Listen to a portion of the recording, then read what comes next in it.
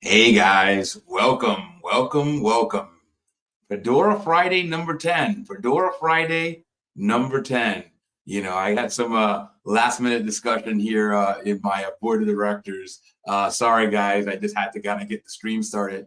But just FYI, I think this is kind of related to the discussion, which is, the idea behind like the two series that we have, right? The idea was on Tuesdays, we'll kind of focus on the general hat topics that we have.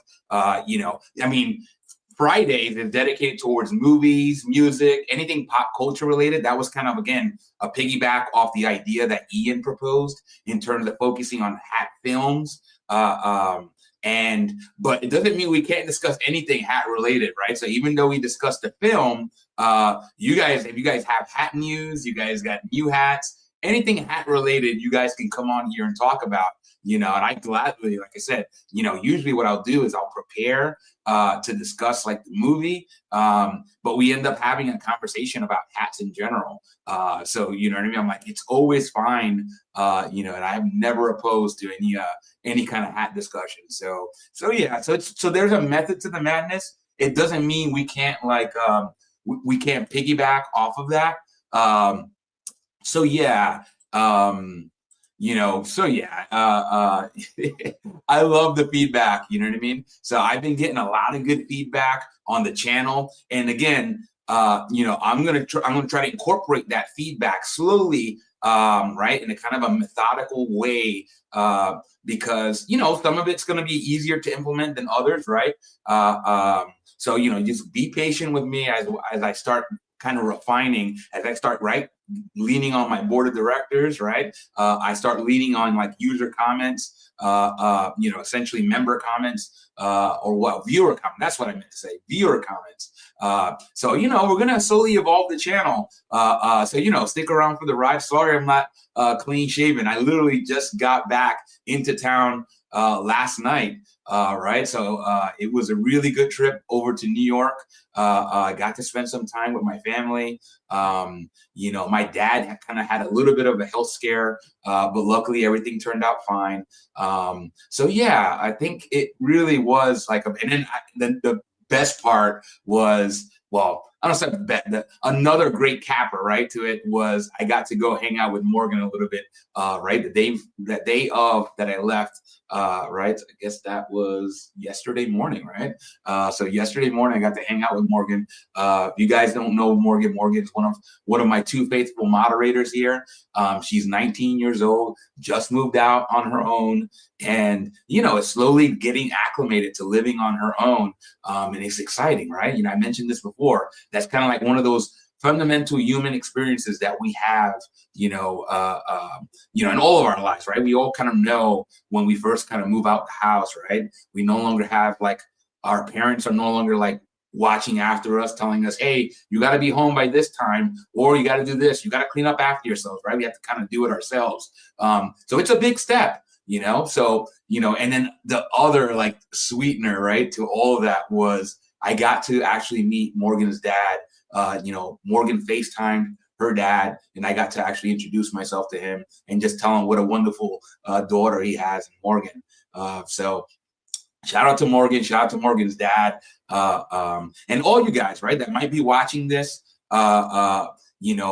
that have already done that, right? Like already moved out, right? Or maybe you haven't got to that point, right? Maybe you're still living at home. You guys can kind of maybe live vicariously through Morgan and her experience. And I got my man Josh. How's it going, Josh? Thank you. Welcome back.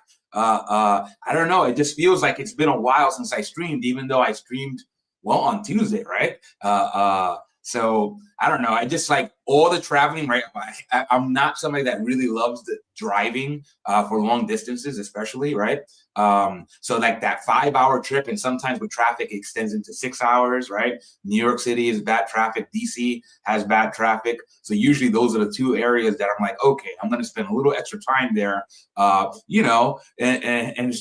it's just not that scenic, right? On the highway, especially the New Jersey Turnpike. I love New Jersey. It's just the New Jersey Turnpike is just not that scenic. The only good thing, I mentioned this to Morgan yesterday when we were over at Dunkin' Donuts, was Well, the only good thing about it is that it reminds me of The Sopranos, right? So if anybody watches The Sopranos, early in the show theme, right? You see Tony Soprano driving on the turnpike, and you can see some of those markers, right? Everybody that's passed through the Jersey Turnpike has seen those markers, and I don't know, it always gives me a feeling of nostalgia for that show. And I know not everybody loves The Sopranos, but I happen to love that show, and every time I pass by there, I can hear the theme music. Woke up this morning, got myself a gun. Anyway, love that show. I think that's one of those like great HBO shows, right? The Wire, right? I believe Boardwalk Empire was also an HBO show. Just really good shows. Not necessarily a hat show, even though Boardwalk Empire is. And I mentioned that before, that I am going to cover a Boardwalk Empire. It's just something different, right? Because it's not a movie, it's an entire show. So like, how would I do it justice, right? Obviously there'll be photos involved, but I have to kind of be a little bit more strategic with that one. But eventually I will cover it because it definitely is a good hat show. Just a good show, period, but definitely a good hat show, So yeah, we got 4 or 5 people kind of circling. I think we had as many as 8 on here. Guys, welcome. If you haven't been part of the show while it's live, I try to keep it very interactive, right? Sometimes we'll have guests, right? What I'll do is I'll share the link to come on screen with my board of directors, and they may or may not, pop in and pop out, right? So even if you join me on screen, doesn't mean you have to stay on screen, right? Paul's been really good about like just saying, hey, Luke, I'm gonna pop out now because I got a meeting. Morgan's done that, so I don't have any expectation. Like if you join the show, that one, you don't have to interact with me if you don't want to. If you just want to be on screen, that's fine too. But you also don't have to stay the whole time. Right? I get it, life, right? I want you guys living your life just like, I want to go and live my life, right? That's why I kind of switched the format of the show to be from every day, right? When I first started doing the show, I did like 20 something shows, one each day, more or less. And I just figured, okay, that's not going to be very sustainable, right? If I'm doing a show every day, that means I'm prepping every day. That means I'm not living I'm not living my life, let alone my hack life, right? And I have less to talk about when I come here. So yeah, as this channel grows, right, it has been growing slowly, but surely, with the help of Paul, with the help of all you guys, right, hopefully you're spreading the word, and right, within my family, I've been getting, right, I did my very first stream with family member, right, if you haven't caught that, actually, that was on Monday, the very first episode of the pyramid stream, right, so I did that with my big brother, Sammy, and man, the whole family has been giving me such great feedback about that show, and again, and I don't know, right? So if you guys saw, right, if you guys saw that episode, you guys saw I didn't have a hat on, and I don't know, that was kind of it was something that I decided kind of at the 11th hour, right, to kind of just say, okay, right, how did I look before I started wearing hats? So I'm like, all right, I did my hair up, right? Because remember we talked about, right? The original headwear was your actual hair, right? Before probably even hats happened, people had hair and and then we started getting products at some point, and then people started doing their hair, right? We always talked about John F. Kennedy, right? He wasn't a hat person. He was the first president that really kind of, set aside the hat and said, you know what? I got a nice head of hair here. I got some product in there, and I'm gonna still look presidential, but without a hat. So it's one of those things where it's like before, I got into hats. Remember, I got into hats in Croatia. I took that trip to Croatia. I had just gotten back. I had just flown in from Spain. We did a few days in Croatia, and then I flew back to Spain. But while I was in Croatia, I just felt it I just felt that I had to have like a hat on. So I went, I bought a little cheap hat. It was a cheap blue straw hat. I might have had it around here. So it was probably in the other room. But I think I might have shown that hat, right? I think I made a Facebook, no, not a Facebook. Well, I did a Facebook post, but I did a YouTube post about, right, the one that started it all, right? That blue straw hat, and I don't wear it that often. I think that's something where if I go to Florida, or if I go somewhere, tropical, I might bring that hat because one, don't really care too much what, about, keeping it, in pristine condition. And also it's a straw hat, right? It's a good warm weather hat. So yeah, so that's just to give you a flavor of kind of like where we've been, where we're trying to go, right? Obviously, this is Fedora Friday, so what we have been doing, right? This is number 10. We had 9 other films that started, right, that started this series, and this one was something that I decided kind of at the 11th hour, right? At the 11th hour, I decided gangs in New York, right? And then it got me thinking about like the immigrant experience, right? I mentioned this because I just got back from New York, right? Obviously, my family is a family of immigrants, right? My mom and my dad both came here in 1958 from Puerto Rico, right? They didn't know each other, right? It's just basically, it just happened to be that, during those years, we had a mass influx of Puerto Ricans, right? And it really got me thinking about, right, all the movies that I love, right? I like a lot of gangster movies. And not because I like gangsterism, right? Like, I think I'm intrigued by it. I'm intrigued by, right, things like organized crime, but not because, hey, I want to really be, I want to be a gangster. No, I think what intrigues me is that, right, I study organizations, right? And it's an organization, right? It's an illegal organization. It's a criminal organization, but it's still an organization. And as an organization, right, they have rules, they have ways, right? Money obviously is involved, right? Just like any business, taking in money is the primary goal, and right, and there's competition, right? Sometimes what happens is there's violence, right? That's how you deal with competition sometimes, with violence. But the other great flip side is that violence is only part of the way you deal with competition. Sometimes you have collaboration, right? Remember we talked about like the power of collaboration? You've seen that in criminal organizations, right? That's how the Italian organized crime got together and cooperated, right, with the Jewish organized crime, obviously the Irish organized crime, right? These folks all collaborated. Russian organized crime, these folks figured, okay, we could just kill each other or try to kill each other and wipe each other out, or we can kind of join forces and then make money together, right? The idea is to make more money. And this is not anything different than what we do on a national level or international level, right? We tend to form alliances with other countries because the idea is that we could maybe be better served by furthering our goals through collaboration, right? To trade, collaborating, being allies, as opposed to trying to wipe each other out. So again, just to kind of give you a little bit of the method to the madness. And for me, right, as somebody that comes from New York, it had to be like, I had to kind of go back to the beginning, which is, right, that kind of like that original immigrant experience. And I feel like the Irish really, right? So I'm wearing kind of an Irish hat here. This is made by, I believe it's called House of Ireland. The Irish experience really, right? I really resonate with that because they were kind of like the original, right? Before Puerto Ricans came in, right, in the 50s. Mexicans also came in the 50s as well, but I believe they settled kind of in the West Coast, right? Or the Southwest of the country. But, for Puerto Ricans, we settled primarily in New York, but also Jersey, Philly, and Chicago, right? I mean, I believe I covered that decently in terms of like the major hubs, but New York especially. That's why the term Nuyorican, right, is so popular, right? Even though we have Puerto Ricans in New Jersey, we have Puerto Ricans in Chicago, Philly, but the term Nuyorican is there for a reason.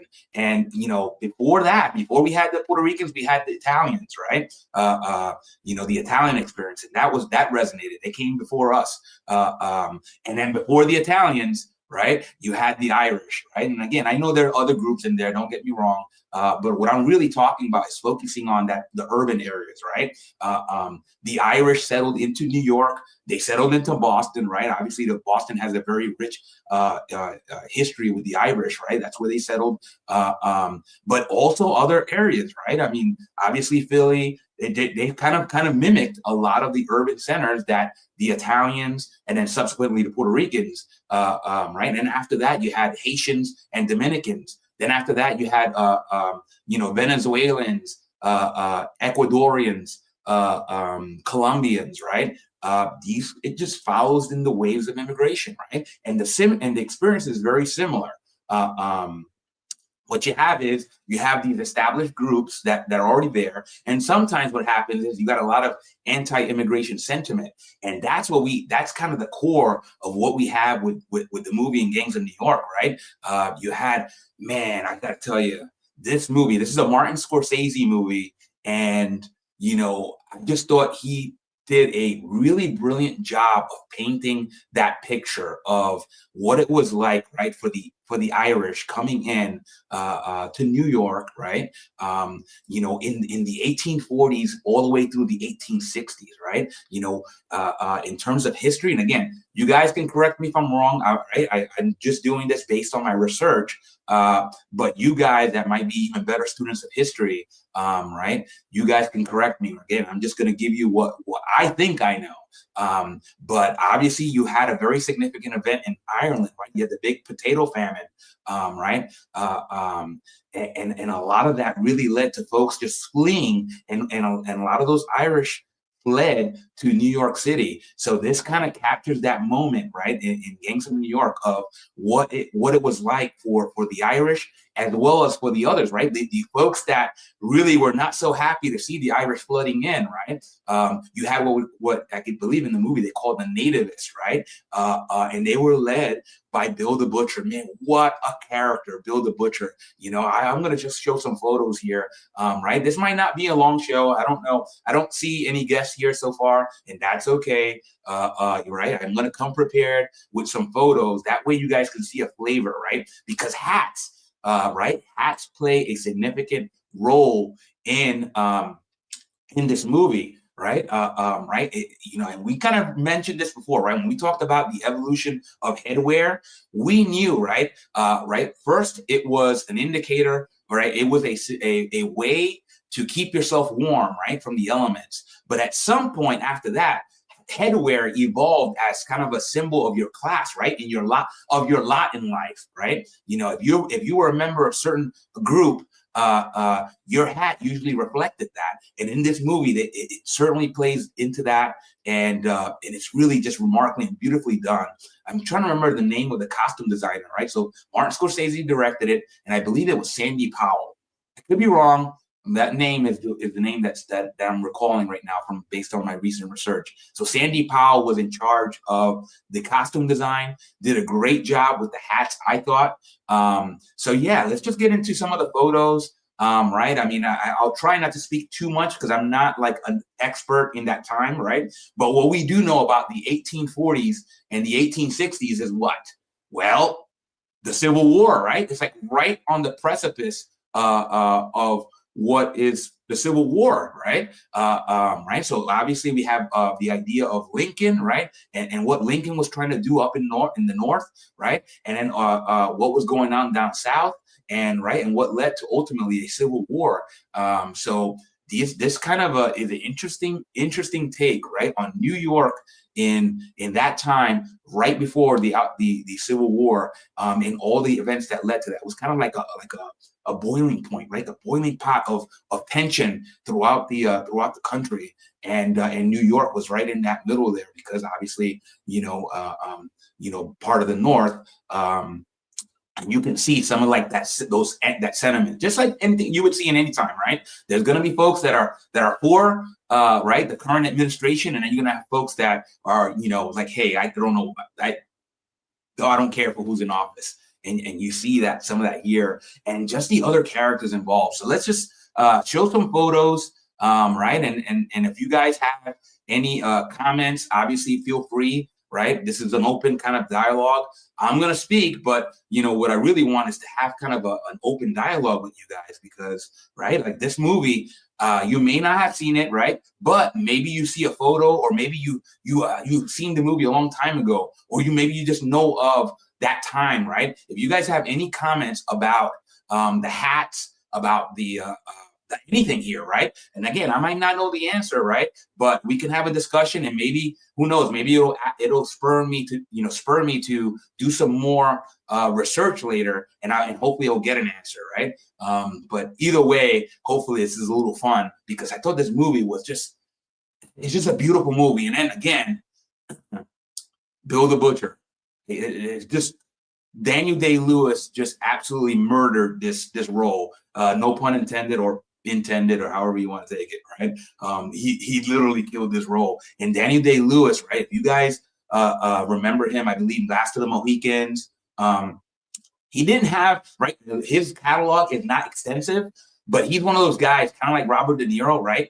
He just throws himself into the role, right? He becomes that person, right? And Bill Cutting, right? Bill the Butcher is based on a real person.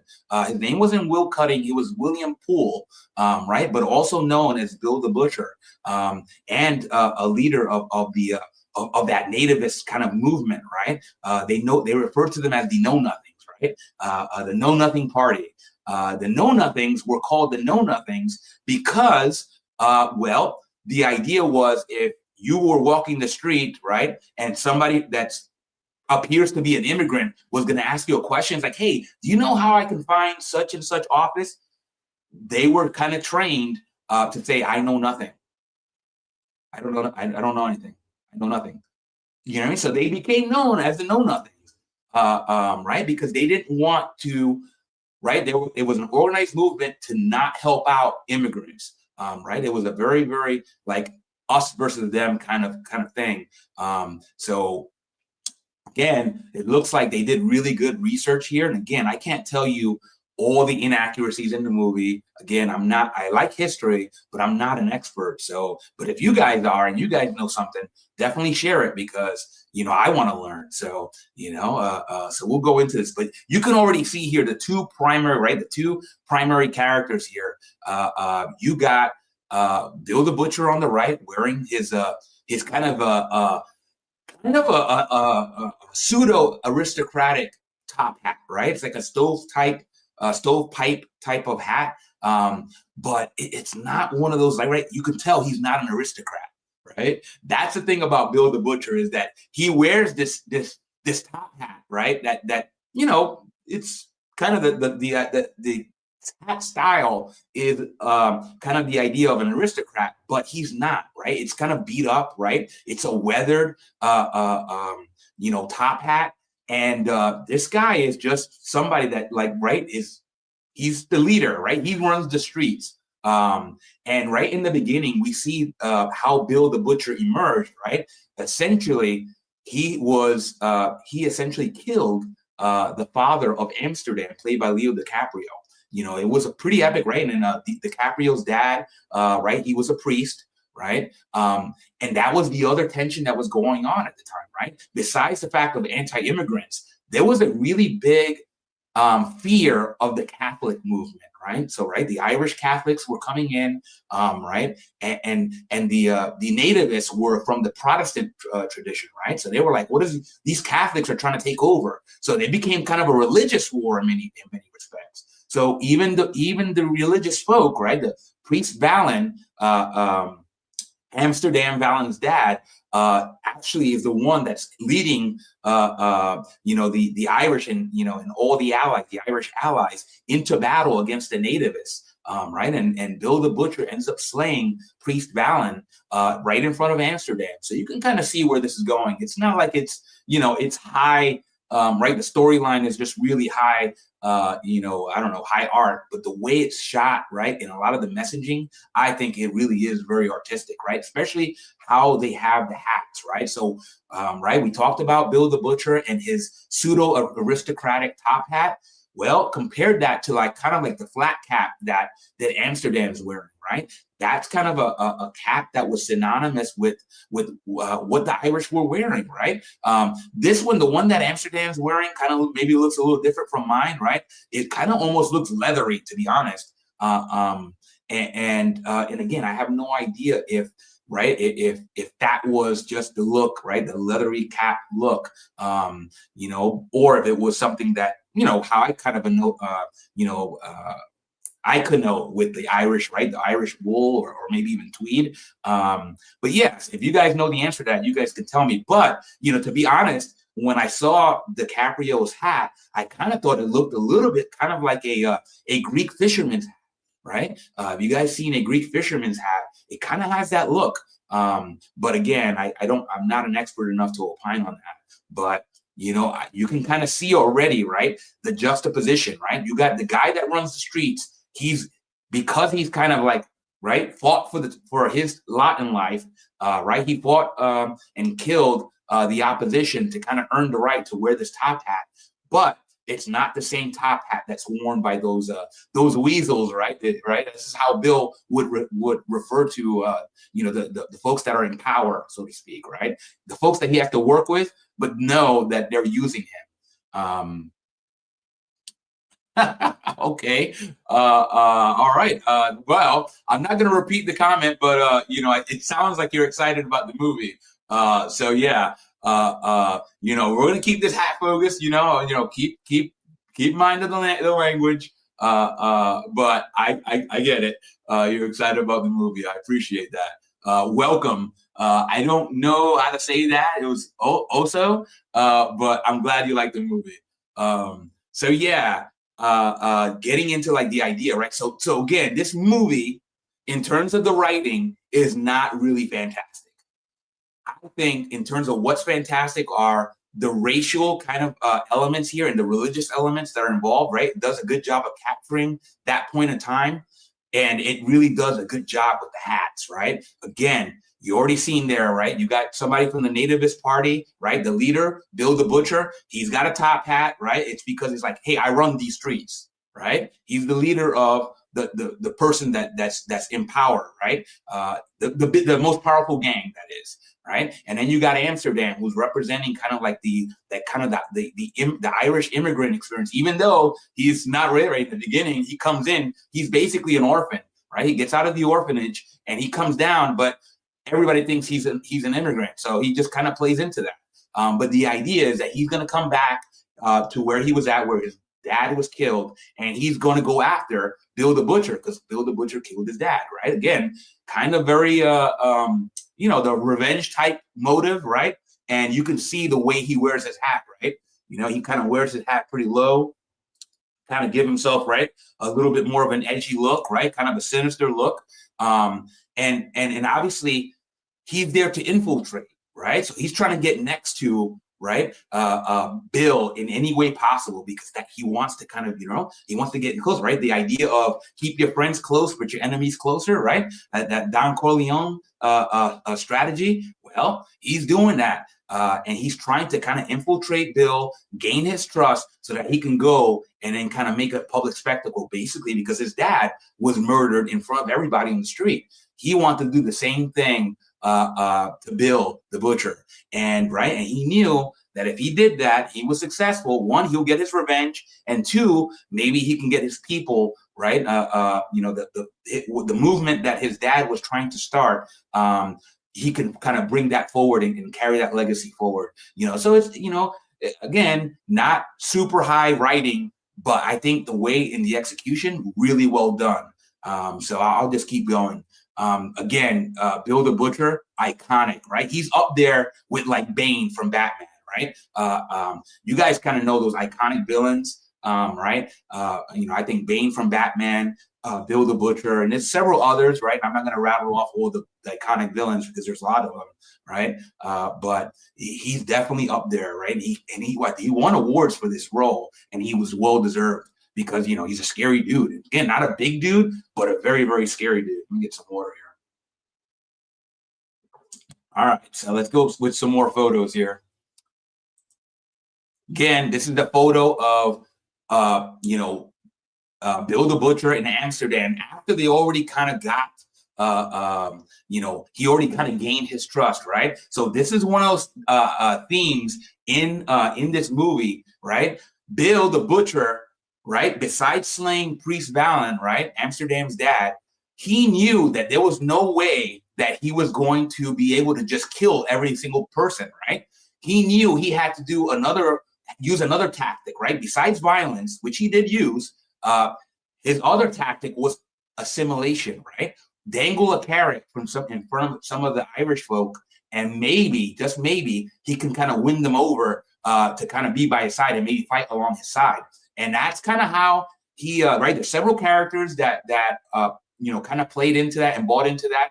And Amsterdam was kind of using that angle to try to get in close with Bill the Butcher. And you can see, right? It wasn't right. His intention was to be deceptive, to be deceiving, but he was also falling a little bit enamored, right? He kind of admired Bill the Butcher, which is ironic because, right, Bill the Butcher really admired his dad, right? So even though he killed him, right, you can see right in the beginning of the movie, right, he says, noses and ears are going to be the trophies, but nobody touches this man, right?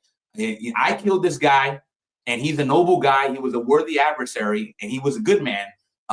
Nobody touch him, you know. And I thought there was something kind of poetic about that, to be honest. And then the Weld Wander said, somebody just broke into my car. Hey, I'm sorry to hear about that.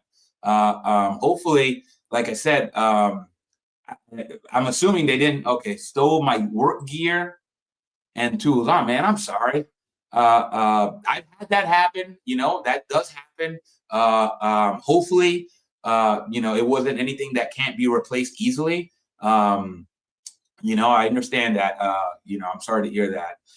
This is unfortunately, this is kind of the probably a sign of the times, to be honest. I always, I've been stolen from, to be honest, and it never feels good, right? Like no matter what, even if it's something that's not valuable, you just feel kind of violated when that happens.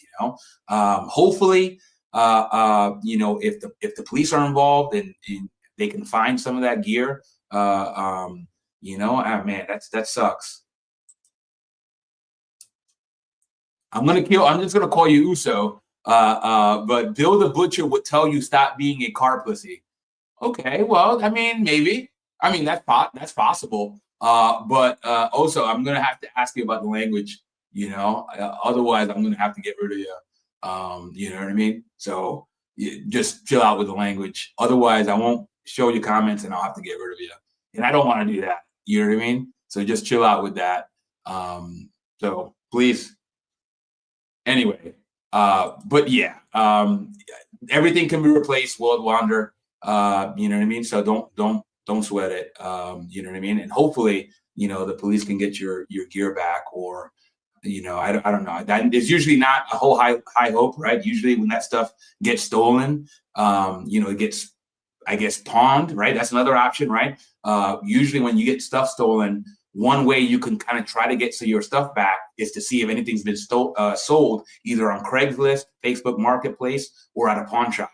That might be your best bet. Pawn shops are supposed to, yeah. All right. Well, all right. Well, you know what? I think, let's see. Let's see here.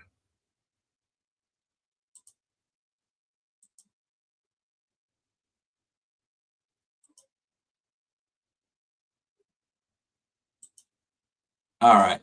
We put Oso on timeout. I don't have my moderators here, so Oso, you're on timeout. I gave you a warning. So, that's actually the first time I ever banned anybody.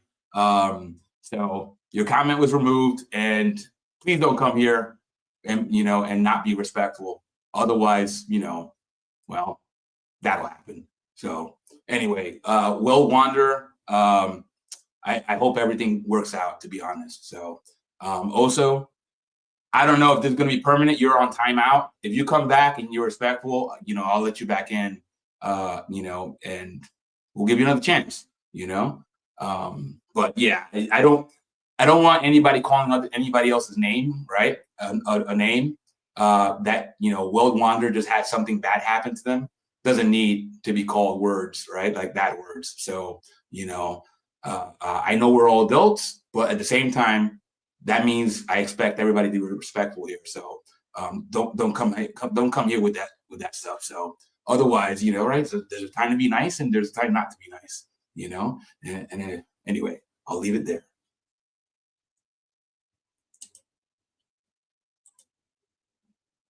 All right, and this is just another photo here of like right right the gang, right, the nativist gang, right. You can see right a lot of them are wearing kind of like their colors, right, kind of like a lot of gangs tend to do, right. And you can see right at the front, Bill the Butcher. He's got a pretty badass outfit, to be honest, right. He's got that like a little bit of a tilt to his top hat, right. It just gives him right. He's got the mustache. He's got the long trench coat, right. This is a guy, right? He's the butcher because, well, he is a butcher. He's an actual butcher, and he kind of practices on pigs, right? He shows that right later in the movie, right, when he's befriending Amsterdam. He's saying, you know, you got to learn how to do this, right? Because, well, if I'm going to use you, I got to know that you know how to kill somebody. You could just practice on this pig. So he's showing them, and right, just like a dad would show his son, you know, how to do, you know, how to work on a car, right? So it's it's a really interesting kind of dynamic, right, in terms of like the kind of a father-son dynamic between Amsterdam and Bill the Butcher, and you can, it just really heightens the tension, right. It heightens the tension because you're like, wow, you know, he's there to kind of kill this man, but now he's actually kind of becoming friends with him, right, and admiring him. So yeah. Hey Morgan, how's it going? Welcome. Morgan, I literally just had to go and put somebody on timeout. And again, it says here that USO or USU was banned, but yeah, so we have Weld Wander, you know, that just came in a little bit ago and said somebody just broke into his car. So yeah, Morgan says, I love the flat cap today, Luke. Didn't know you had those. Oh yeah, I got several of them. I don't try to remember if I wore a flat cap. This one's from Ireland, right? I wore the Irish flat cap because of Gangs of New York. And it's funny because, Morgan, we were talking about, right? We were just talking about yesterday in the morning about like the Irish and why I have kind of such a fascination with the Irish people, right? Because, well, they are kind of like the original immigrant wave into the US was the Irish. So they kind of started that, you know, and again, that's a lot. Some people would say, you know, argue on a technicality, but really in terms of, right, because we're a pretty young country, right? We 1776, we're talking about the 1840s to 1860s roughly, right? It's probably longer than that or earlier than that, but the movie takes place around the 1840s to the 1860s. And I thought they really nailed that historically, right? We know that Bill the Butcher is based on a real person, right? William Poole, not William Cutting, William Poole, also known as Bill the Butcher, and just really interesting. And Daniel Day-Lewis, man, just absolutely did a great job with this movie. So shout out to Daniel Day-Lewis. Again, he's just got classic performances under his belt, and again, he's not as prolific in terms of like his catalog, right? He doesn't have as many like iconic movies as let's say Robert De Niro, but it's probably because he even throws himself even further, right? Robert De Niro is somebody that was known as a method actor that would become the character, and that was Daniel Day-Lewis, but probably even to a higher degree. You know, it's just that, and Bill the Butcher was just iconic. You know, again, bad dude, but really iconic. But yeah, thank you, Morgan. I appreciate that. You know, I'm glad you like the flat cap. I'm starting to like them more as well. I'm trying to remember what my first flat cap was. I had a Boston Scally cap. I now have two of those at least. And I don't know, I just started seeing them, and it became, I got a newfound appreciation. It probably is from the Fedora Lounge, right? There's a gentleman called, wow, I'm blanking on his name. Fabio Van Horst, I believe. And I think he's in Brazil, and he has a great collection of flat caps. He has a great collection of fedoras as well, but also flat caps. And he wears them really well. And also the movie, the movie that Josh recommended, right? Lawless, right? We saw Jack Bondurant, played by Shia LaBeouf. He wore a flat cap, right? I just thought it looked really sharp, right? We also saw the Untouchables here. We had Sean Connery's character wear a flat cap, you know, in the Untouchables, and it just really looked really good. So I think that's what kind of kick-started me into getting some flat caps. So yeah, it's also kind of an inexpensive way to kind of get into headwear, right? I think you can get a much better deal on a flat cap than you might on, let's say, a fine felt fedora. So yeah, so for any of those folks that want to get into hatting, right? Maybe you can start with flat caps, or right, that might be a good point of entry. And you can get them in wool, you can get them in tweed, you can get them in felt, right? I have a felt flat cap, I believe. Geez, it's Czechoslovakian, and I can't remember the brand now. But again, I'm kind of having a senior moments here, so bear with me. But yeah, welcome, Morgan. It's nice to see you. And it was nice hanging out with you. It's nice hanging out with you, and it's nice meeting your dad. Your dad seems like a really cool dude, and hopefully we can get him on here one day. So yeah. Just a lot of badassery here. I'll show you another photo here, right? This is Bill the Butcher, right? With his nativist gang, right? You can see he's sharp. He's dressed sharp, but this is a gang, right? These aren't aristocrats. These are like folks that will go to war with you. And you can see Amsterdam right to his right.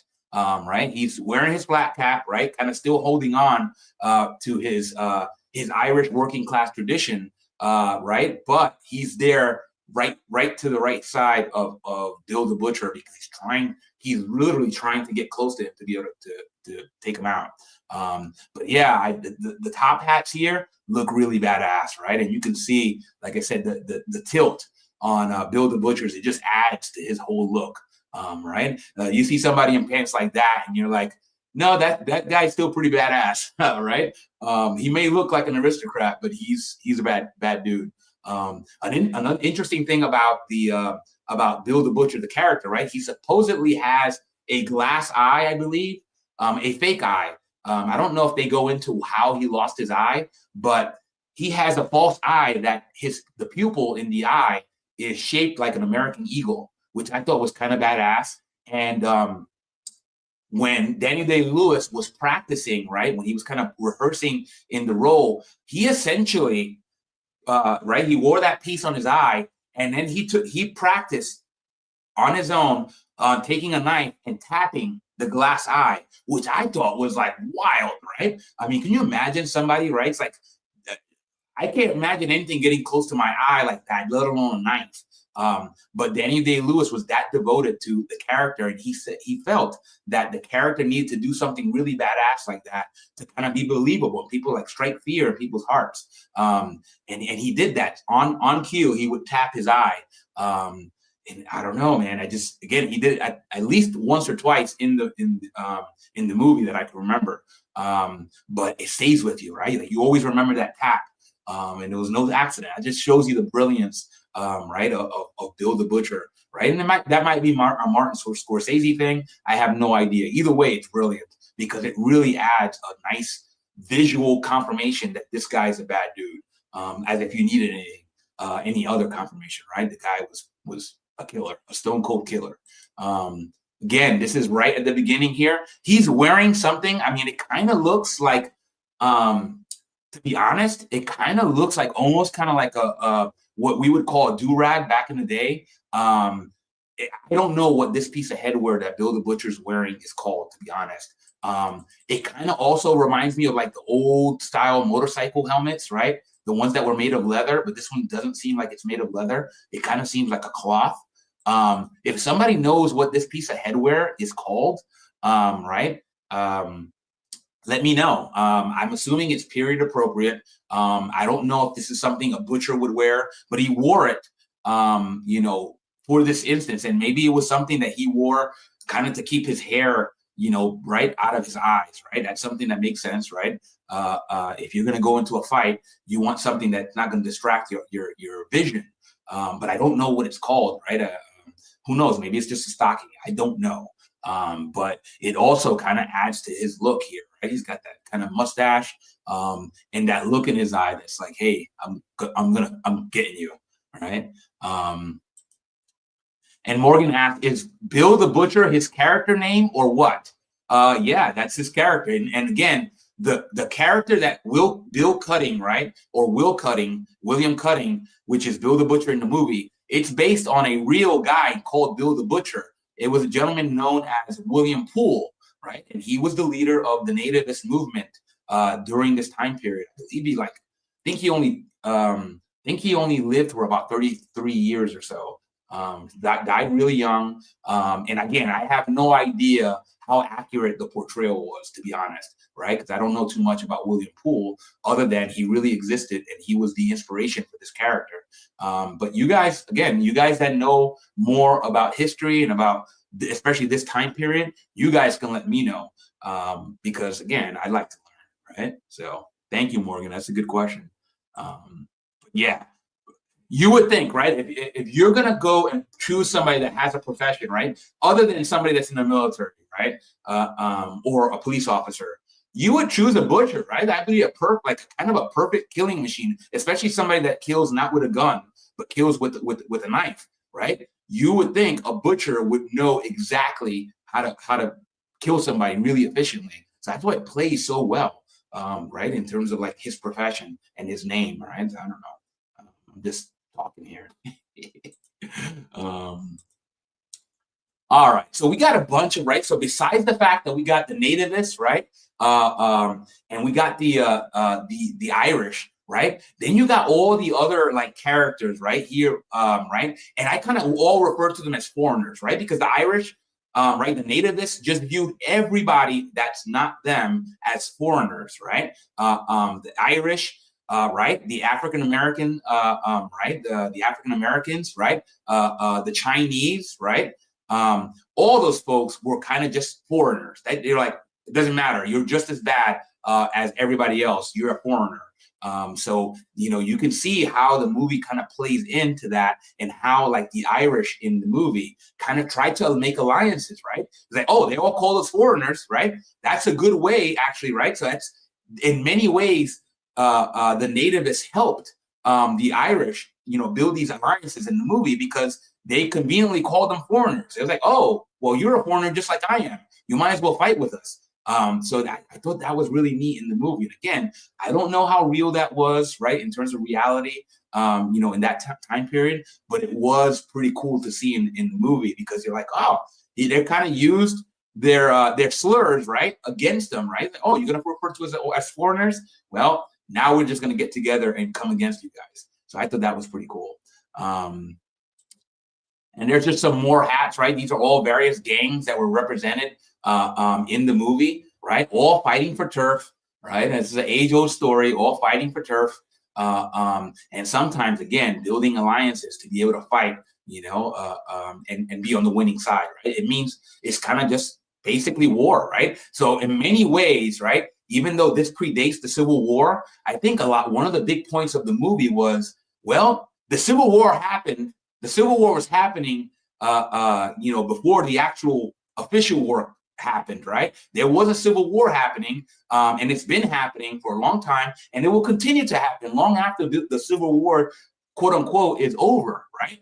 I think that's the message that Scorsese was trying to send with the film. He's like, you know, we're all fighting for this turf, and we're still fighting for this turf, just the right, it's the same battles, but it's just different characters usually, right? But it's really still the same story. And it gets into that point of, right, the whole history doesn't repeat itself, but it often rhymes, right? That's, I think, what Scorsese was really trying to hit home here. And I think he did a really good job. Again, more of the some hats here, right? These are folks that are all kind of jockeying, right? They're kind of lining to try to stand up to the nativists, right? And you can see, again, these guys were like, these guys weren't like people to be messed with, you know? And I don't know what these hats, they kind of look like kind of a hybrid Western hat, to be honest, right? We do know, right, that the Western hat was something that was gaining in prominence during this time, during the 1840s, right? We talked about the Stetson. Stetson, the company, was founded by John B. Stetson in 1865, right? But the Western hat was still happening, right? It was like the predecessor to the Western hat was happening. And this is probably what they were trying to capture with these hats. Again, this is New York. It's not out West, but this is, in my mind, this kind of looks very Western, to be honest. Right? These are kind of maybe the kind of similar hats that you might have seen on the Bondurants, but just different. Yeah, I just thought it was a really cool shot. besides right, the foreigners, right, we had another kind of set of characters. We had the aristocrats, right? A lot of these folks had like ties back to the motherland, right? To you know you know the original the original, right? We were colonized, and also, right, besides the aristocrats in the high society, right, the rich folk, you had what I like to refer to here as, right, you had the Irish, but you also had the assimilated Irish, right? These are the folks that were from the old guard. A lot of them fought alongside Priest Vallon, right, Amsterdam's dad. And once he was killed, they kind of just played ball, right? They played ball with the nativists. Some of them got jobs, right? Like this gentleman, played by John C. Reilly, right? He became a police officer, right? He fought alongside Priest Vallon, but to kind of play along, because he was technically on the losing side, he was like, okay, I'm going to be a police officer. And the Irish cop, right, is something that we've seen in film. Oh my gosh, for as long as I can remember, I was watching movies, right? You always have like that, the Irish cop, right? And I thought this was an interesting kind of like, I guess, predecessor, right? It's like, all right, the Irish cop, might be one of those original Irish cops, right? Based off the fact that, okay, I'm a street guy, but I also want to just get a steady paycheck. I want to grow old. I want to get in part of the system. Well, you have this gentleman, John C. Reilly, who plays, one of kind of those like kind of corrupt Irish cops, right? So he's different, right? He doesn't see himself as a foreigner. He's part of the system, right? He's kind of like, more or less, even though he doesn't necessarily care for Bill the Butcher, he kind of plays along with Bill the Butcher, because he wants to stay alive. And two, well, he feels like he's established, right? He's making money, right? He's doing stuff on the side. You can see him taking bribes in the film at some point. So this is, not a upstanding citizen, but he's like, all right, I'm just going to play along, right? And then you see that several of these characters. Another one is this gentleman who's kind of like right before Amsterdam comes along. He's kind of like Amsterdam, Bill the Butcher's right-hand man, right? He's another Irish gentleman, an older Irish gentleman that also fought alongside Priest Vallon. Let's see here.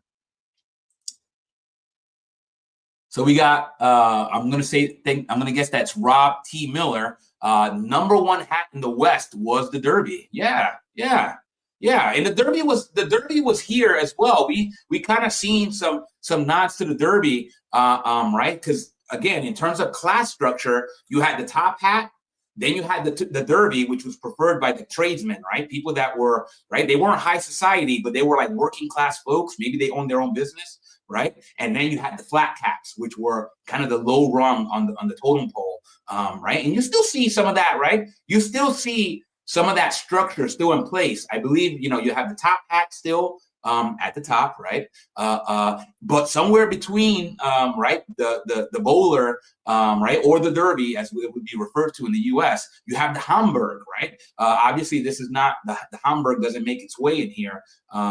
But I try to remember even if it was around, but it might have just been like, I don't know, maybe it wasn't period appropriate. But, in terms of modern day fine hats, you have the top hat, you have the Hamburg, and then you got the bowler, right, which is a more egalitarian hat, kind of the everyday man hat, and then maybe the pork pie, and then you got the flat caps, and obviously Panama hats, somewhere in there, that straw hats. So kind of just to kind of see that it still exists, that kind of that hierarchy. So yeah, welcome, Rob T. Yes, welcome. Yeah, it's a lot of new faces here. Again, if you guys are new here, this is a series that we do every Friday. It's been movies, but it might not stay movies, right? It's all about like pop culture, right? Hats in popular culture. That could be movies, that could be music, that could be art. That could be any kind of source to talk about how hats are portrayed in popular culture. And then we juxtapose that to like Hat Tuesdays, right, where we talk about general hat topics, maybe the history of hats, maybe how to make hats, right? We have hatters here that make hats, how to restore a hat, right? What are the best materials to have your hat, made from, so just to give you a flavor of the format here. And usually Usually we try to do that at 11 a.m. Eastern Standard Time, right? And then besides that, I have 2 other series. I got Hat Chat, which is just like, it's just another type of Hat Tuesday when I get a special guest here that cannot meet at 11 a.m. Eastern, right? They have a certain day that they need to meet with me, and we'll have that, and we'll just call it Hat Chat. And they're going to be streams that just don't really involve hats, right? It's more like family. It's more like movies that aren't really hat movies, right? I call those the pyramid stream, right? I did my first Pyramid Street episode with my big brother Sammy on Monday, where we kind of discussed the movie Pay It Forward. I thought that was a really cool stream. So shout out to you, Sammy, for doing that with me. And you're always invited. You're always invited, and no matter what. And if you have another movie or you have any other topic that you want to discuss, then I'll do that with you anytime. My nephew out there, Jonathan, wants to kind of come and be part of the channel. I told him you're welcome to. He has ideas. I told him I'll work with him. So we might have even another kind of series here. But, you know, the idea is, right, regardless of whether we talk about hats or not, this is really kind of online social club, right?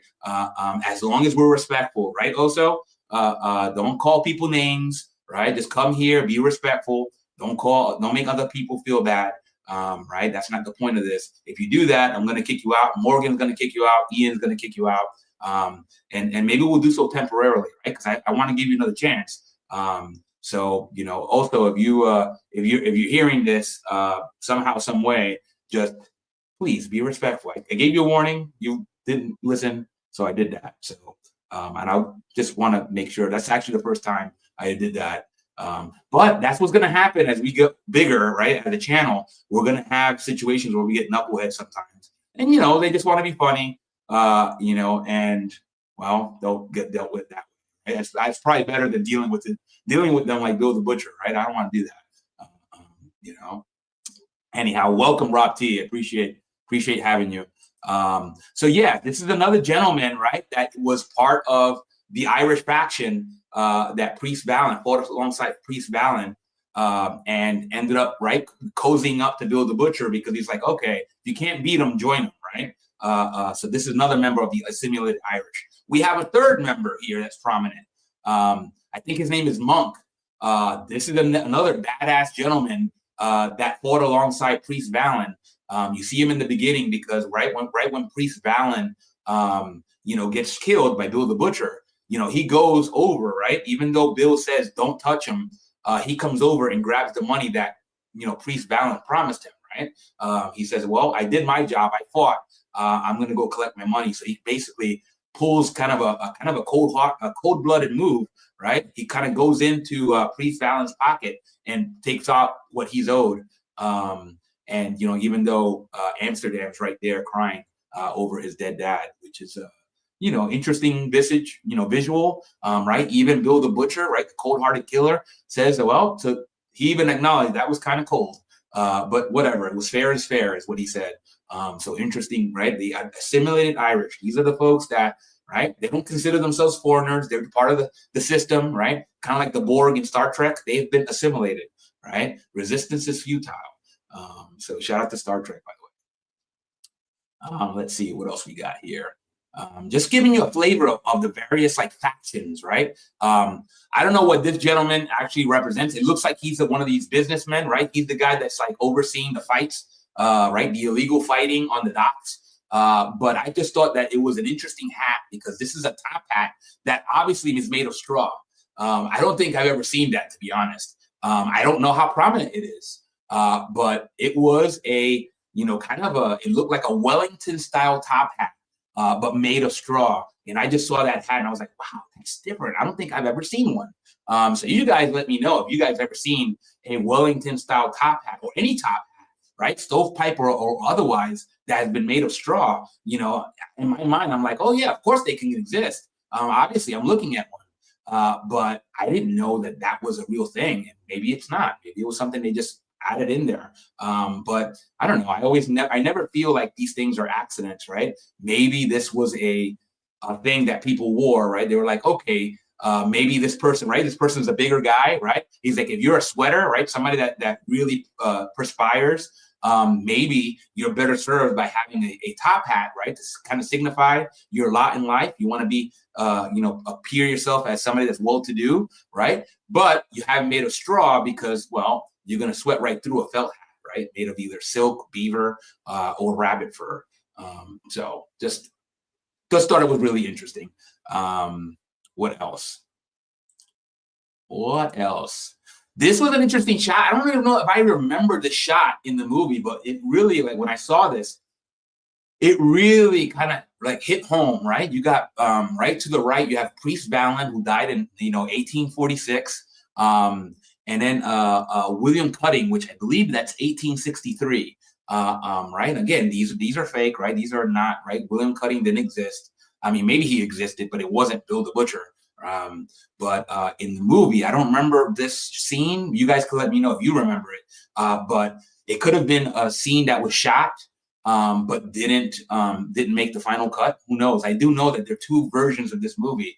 There's the original director's cut, which is like 180 minutes, and then there's a shortened down studio cut, which I believe is 168 minutes long. So this could just been a shot that, maybe I didn't see the full director's cut, and they had this, but I thought it was a really powerful kind of still shot to show you, right? It's kind of like, okay, you're fighting over all this turf, but look at that. In the end, you're just gonna, like, all you're doing is killing each other, and you'll be buried right next to each other.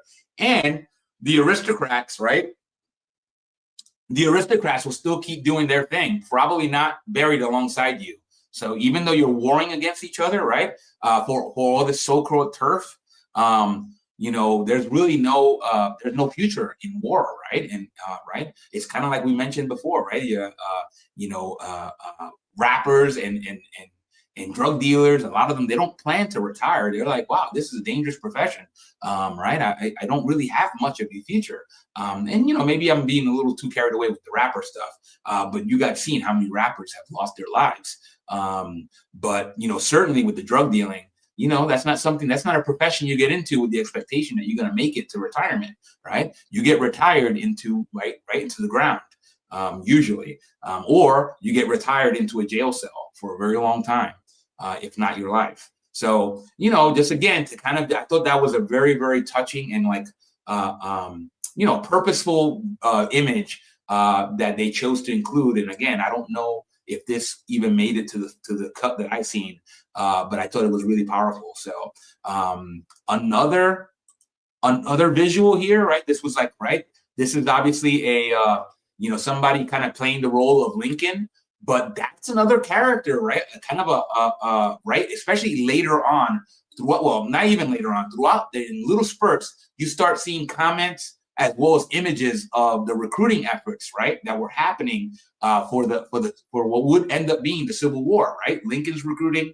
They recruited a lot of Irish, right? They offered them a little bit of money and some citizenship, and they said, okay, now you go out there and fight for your country, right? That is, fight for the North. So yeah, we don't actually see Lincoln here, but you see references to Lincoln throughout this movie, and you can see it from really kind of like a more of a pessimistic or negative, right? Even the aristocrats are like, yeah, I still don't know what this Lincoln cat is doing. You know what I mean? He's he's gone haywire. So it just shows you, right? The well-to-do, the aristocrats, the government, right, or what be the leadership that's running the country, as well as all the other casting characters. It's kind of like a one big chess game, and the whole point that I think Scorsese was trying to make was, these street wars that are happening.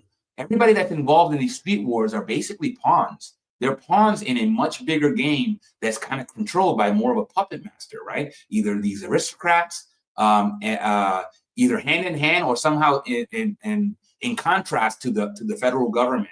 And I thought that was an interesting, powerful message that they were trying to send, right? I really like the ideas behind it, right? Some of the dialogue is not the best dialogue, but I still think that the ideas behind some of the things that Scorsese was trying to portray here are really powerful messages. Here's another shot. Again, Cameron Diaz is in this. She doesn't really wear headwear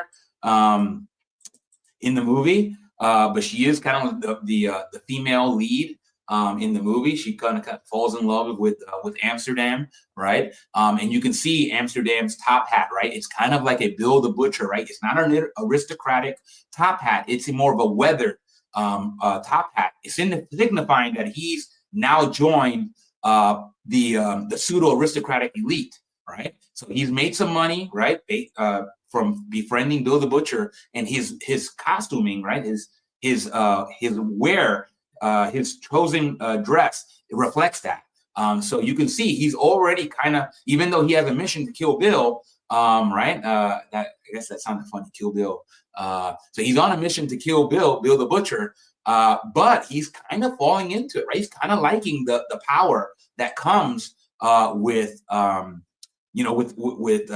I guess being legitimized by Bill, right? So you can already see him falling into some of the trappings that the assimilated Irish fell into.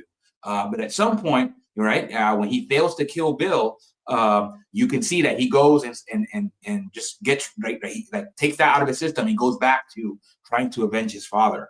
So I just thought it was really powerful messaging, right, of the allure, right, of the trappings of some of these pawns, right, that are trying to kind of all jockey for position, and they're using quick dollars, right, quick money to be able to do that and build these alliances. But ultimately, it's a dead end road, right? I think that's what the message was trying to. That was the message that Scorsese was trying to portray. Again, this is some of the gang, right? Some of these are the gang. I believe these are the Bowery boys, but I could be wrong. This gentleman here, I forgot his name. I was just talking about him, but well-known actor. Assuming this is the guy that I think he is. This is the gentleman I was talking about that was in The Irishman. He was in Boardwalk Empire. He was in several movies, and he did a really great job, but it was in kind of a supporting role here. So I just thought that was a really cool kind of a supporting character behind DiCaprio. There were several others, but a lot of them didn't wear hats. I just thought this was an interesting kind of festive looking top hat, right?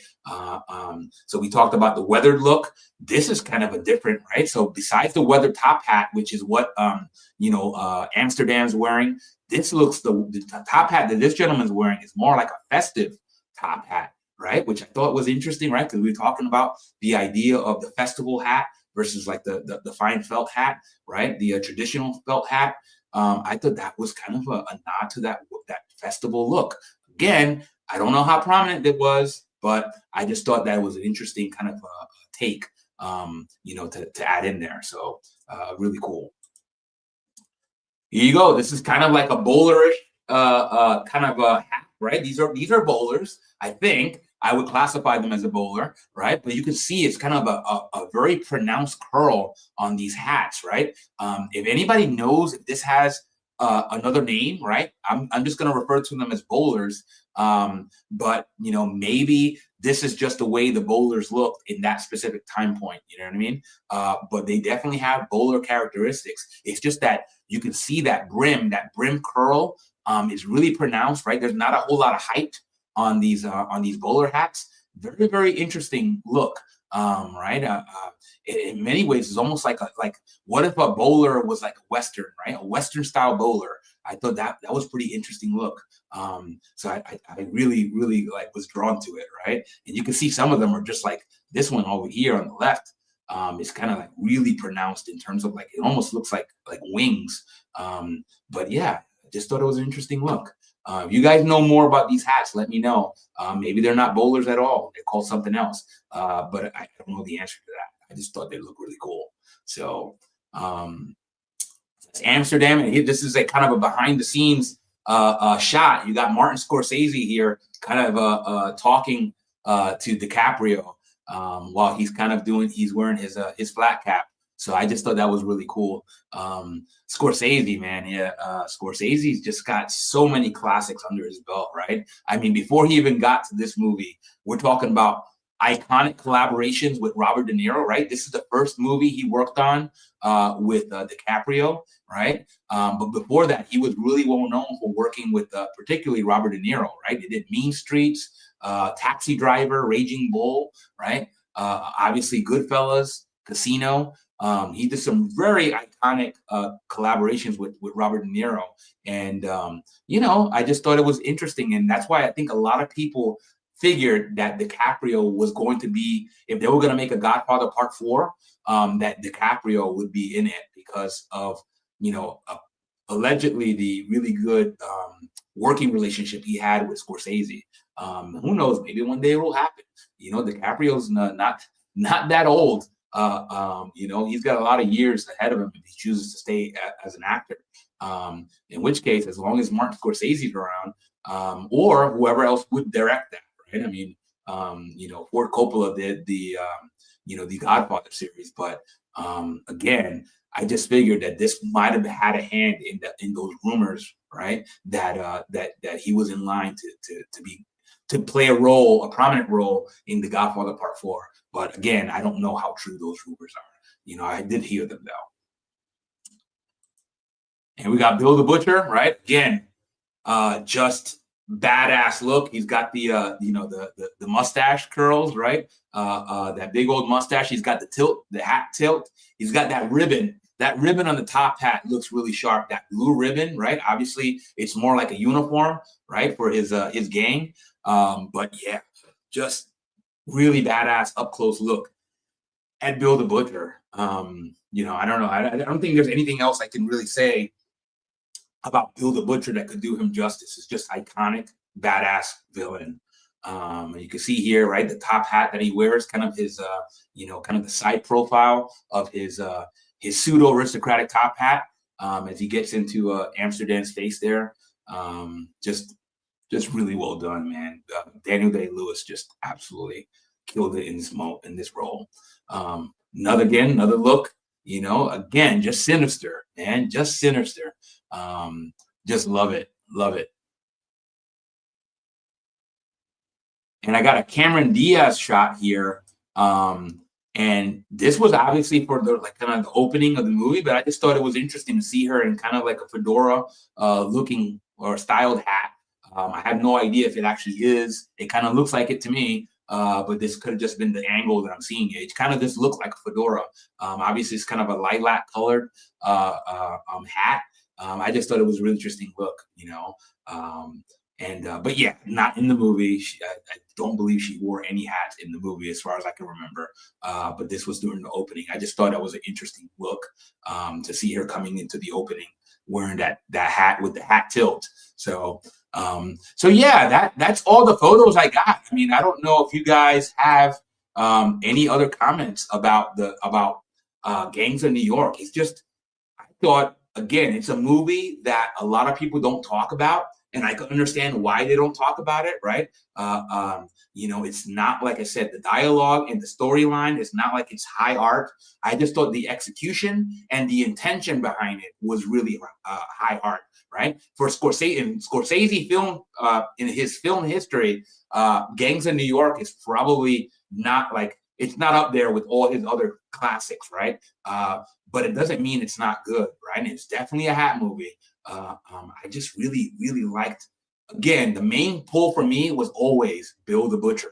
But after I got over my infatuation with Bill the Butcher, I started realizing, man, this is basically the immigrant experience, right? And again, that touches home for me so much, right? Because my parents are immigrants, right? And I'm from New York, right? It's just one of the first places that people go when they come here from another country, right? You have Ellis Island, right? And just that connection. Right? We watched a lot of gangster movies, right? We covered a lot of gangster movies like The Godfather. So we obviously have seen that played out, right? With the Italian immigrant experience with Vito Corleone, right? Coming into Ellis Island. But I thought it was interesting to kind of see how Scorsese portrayed the immigrant experience on the Irish side, right? And that's always there. That connection will always exist, right? You always see, right, these gangster movies, right? The Departed is another one where you will see kind of the Irish and the Italian organized crime kind of go. Sometimes they'll cooperate, sometimes they'll butt heads, right? There's that tension always, but they kind of always respect each other. Sammy the Bull Gravano would always get asked about the Irish And by his own admission, he would say very tough people, very, just tough people. You know what I mean? And he had a lot of friends that were Irish. So I just feel like it's one of those things where it's like, even though you have that tension, there's that little bit of admiration between the two because they have a lot in common, right? And then Puerto Ricans after, Haitians and Dominicans after that, and then Venezuelans, Colombians, Ecuadorians, and folks from El Salvador after that, Honduras, all that, basically Latin America. So yeah, that pretty much sums it up. I mean, it's only been an hour and 16 minutes now. Nobody else has any comments. I'll just wrap it up. What I want to do is just thank you guys for hanging out with me on the stream. I'm gonna ask you guys to support the channel, right? If you guys are new here, you guys probably haven't seen this hat yet, but this hat is a Knox custom 7 1/4, right? This was built in Canada. It was licensed to a company in Canada to make, and it's got some moth bites, right? It's got a couple more. It's not a perfect hat. It's got some moth bites, but as far as I know, those moth bites have stayed in the same in number, right? So you guys have seen this. If you guys have been on my channel before, you've seen that there's no new moth bites. So you should be okay with this hat. What I'm going to do is as soon as I get to 100 subscribers, I'm going to make a video about this hat. And then I'm going to look to the comments. If you make a comment on that video, I'm going to randomly select somebody that makes a comment, and I'm going to give away this hat to them. Depending on the situation, I might ask you to cover the shipping. So it'll be a free hat, but you might have to cover the shipping, only because shipping is getting crazy, especially for my international audience. But yeah, this could be a really good first hat. Paul just said, sorry, I didn't join you today. I had other calls that took longer, but I have been listening. Thank you, Paul. I appreciate it. No problem, my friend. Like I said, I want you guys, of course I want you guys here, but I want you guys also doing your thing, right? Paul's doing big things. Morgan's doing big things. Robert's doing big things. Josh, Ian, all you guys, right, got your own lives. And I even though I love having you here, I want you guys to live your lives. Also, I want you to get new experiences, right? As you're living your lives, as you're working your careers, I want you to come here and tell me about it, right? We had Weld Wander, who's, I think, new to the channel, and he basically came and shared, someone just broke into my car, right? So, not news that I wanted to hear, right? I don't want to hear somebody getting robbed, but it is something that happens out there, and you're free to share that stuff. Just because it's not a hat comment doesn't mean I don't care about it, right? The whole point of this is an online social club, right? This is Cheers, right? Where everybody knows your name and they're always glad you came. So shout out to you, Weld Wander. Hopefully, you get your stuff back. And if not, hopefully it's not too difficult to replace. I do know the feeling. I can empathize. I have been stolen from before. It's never a fun experience, right? You kind of feel violated. Somebody invaded your space. So I think anybody can empathize with that. So, but yeah, support the channel, support everybody on this channel, right? We got several YouTube channels. We got Paul with Passion for Hats. Josh has his own YouTube channel. We got folks that have Instagram accounts. Support those folks, right? But you know where I'm going with this, right? Even if you don't, right? Even if you don't support myself, or Paul, or Robert, or Josh, or Morgan, well, you got to support Morgan. Come on, support Morgan, Ian, all you guys. We support each other, right? Even if you don't do that, there's one thing you got to do for me. One thing, and it's I'm non-negotiable about it. Otherwise, I'll get Bill the Butcher after you, right? And he won't gut you like a pig, right? He will just go and maybe hit the button for you, right? It's like, hey, I hit that button, right? Tap on his glass eye, right? What you got to do for me is what you always got to do. Stay hatting, my friend. Have a great day. Ciao. Ciao, everybody.